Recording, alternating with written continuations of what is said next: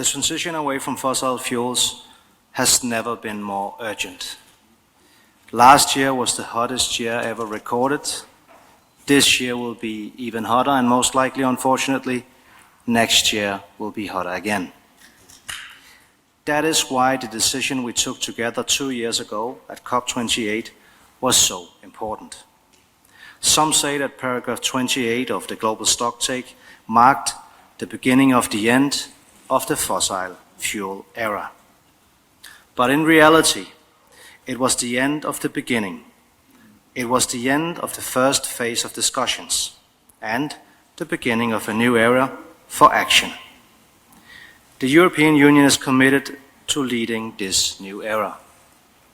We've updated our NDC with an indicative contribution of 66.25% to 72.5% for 2025, 35, and the path towards carbon neutrality by 2050. This shows our ambition and builds on the agreed net emissions reduction targets of 90% by 2040 compared to 1990. We are already making strong progress. EU fossil fuel demand is decreasing.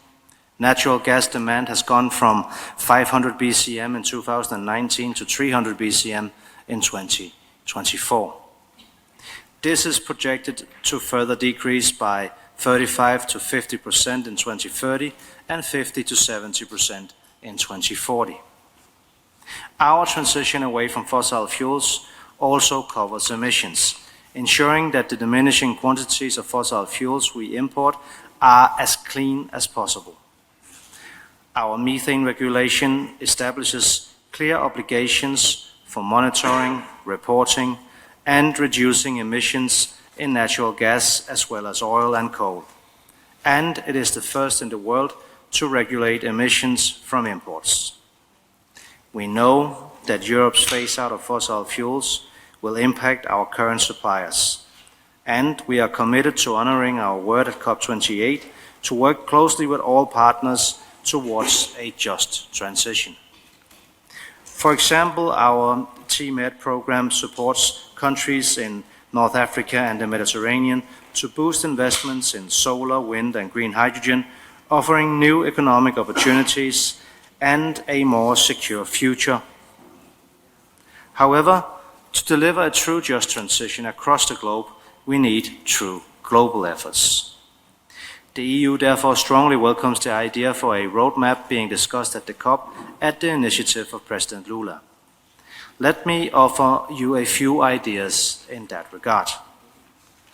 It should be bottom-up and building on the measures already put forward by some governments in their NDCs, as well as best practice collected by alliances and coalitions such as BOGA. It should provide clear guidance to governments on steps that can be taken in the run-up to the next global Stocktake in 2028 and beyond. It should be grounded in the best available science and data, which can be used to reinforce the plans, policies, and regulations that parties are implementing. It should be action and solution-oriented, outlining practical measures and meaningful partnerships that can make a tangible difference on the ground and in our atmosphere. While the path must be led by the parties, we see the Beyond Oil and Gas Alliance at the very core of this process. The EU is very happy to have partnered with the alliance, which was instrumental in getting the transition away from fossil fuels adopted at COP28. And personally, I'm very proud that an alliance we in Denmark helped to establish 4 years ago has grown into a globally significant platform that drives and delivers international negotiations, momentum, and results. So, dear friends, paragraph 28 of the Global Stocktake contains a little over 200 words, but we can sum it up in just 5. There is no going back. Never in the field of human history have so many depended on so few words.